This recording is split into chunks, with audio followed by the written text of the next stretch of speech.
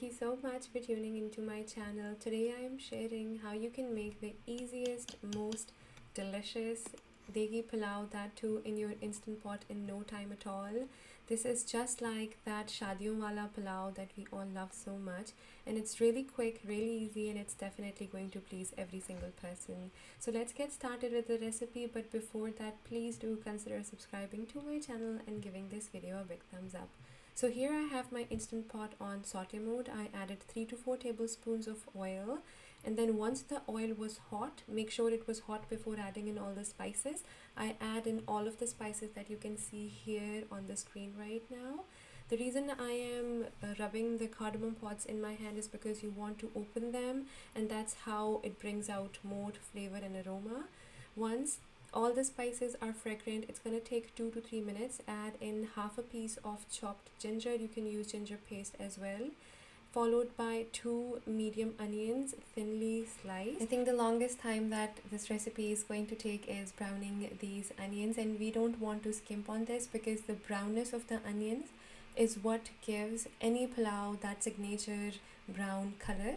And since it is a biryani pulao, we're going to add in 1 medium small tomato and about 1.5 teaspoons of garlic paste.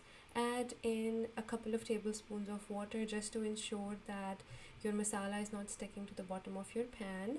And then I'm adding in all of my ground spices, including 1 tablespoon of Biryani Masala. You can use homemade Biryani Masala or any of your store-bought preferred one. In case you don't have store-bought Biryani Masala, feel free to opt out of it and completely skip it. Your biryani is still gonna taste amazing. Now cook the spices for a couple more minutes to bring out that flavor. I added in a couple tablespoons more water just because I felt that it's sticking more to the bottom. Followed by 1 whole chicken. I use approximately 1 to 1.5 kgs because I use a 6-quart instant pot. And at this point, we're not worried about cooking the chicken fully because we are going to pressure cook it later. Here I'm adding in a teaspoon of dried mint, a teaspoon of dried fenugreek leaves, and 2 to 3 tablespoons of fresh coriander. Do not skip this. This is what brings out so much flavor and gives this biryani pulao a really beautiful aroma. Once you noted that the masala is nicely bonified, the onions and tomatoes are disintegrated almost, and the oil has started to ooze out, that means your masala is ready. That's when you want to add in some green chilies, salt, and 1 tablespoon of whisked yogurt. Make sure that it is whisked before you add it in, otherwise it can curdle and we do not want that.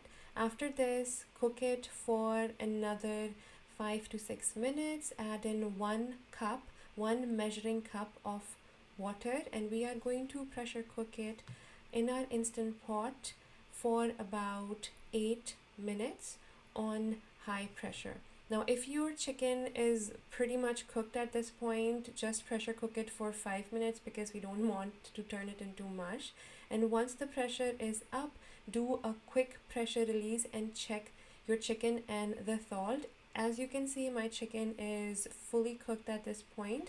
I found salt to be quite low, so I added in 1 measuring tablespoon of salt. In pulao and biryani, you want salt to be on the higher side because the rice needs to absorb that.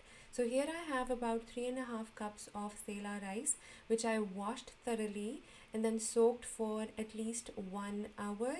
This is not Basmati rice, which I've been making in the past. I have switched to Sella rice or Sella Basmati because I find that they are easier to cook. If you're using Basmati rice, I am going to add a link here which shows the measure for Basmati rice only. For Sella rice, you need more water. For Basmati rice, the fingertip test that I have shared in most of my videos work perfectly. So here I had 3.5 cups of Sella rice, to which I added in 3.5 to 3.75 cups of water. So 1 cup before I added to make the yakhni, in addition to 3.5 to 3.75 cups, which is totaling to 4.5 to 4.7 cups.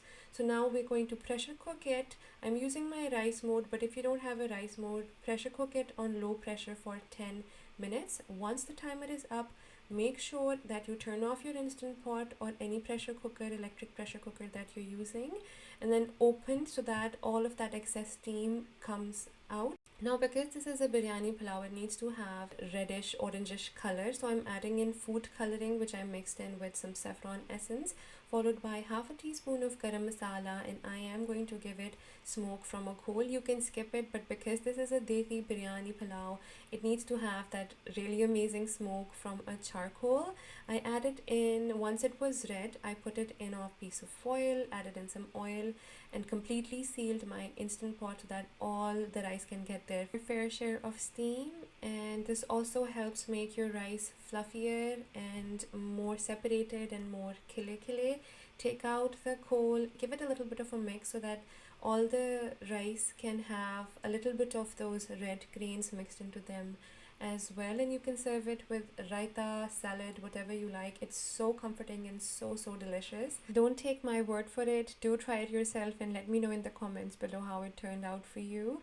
Now this is the clip from the night after a few hours that I had made it, and I just wanted to quickly show you how separated the rice are till the very bottom of the pan and nothing is stuck. So if your rice is getting stuck, you need to add maybe 2 to 3 tablespoons of more water. When you start using instant pot, there is a fair bit of playing around with it, but once you get the hang of things, it comes really easily.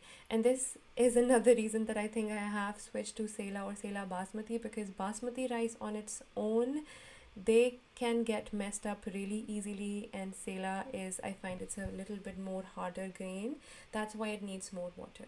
So that was all for today. I hope you guys enjoyed this video and this recipe. If you did, please do consider subscribing to my channel and giving this video a big thumbs up. Until next time, the homemaker baker over and out.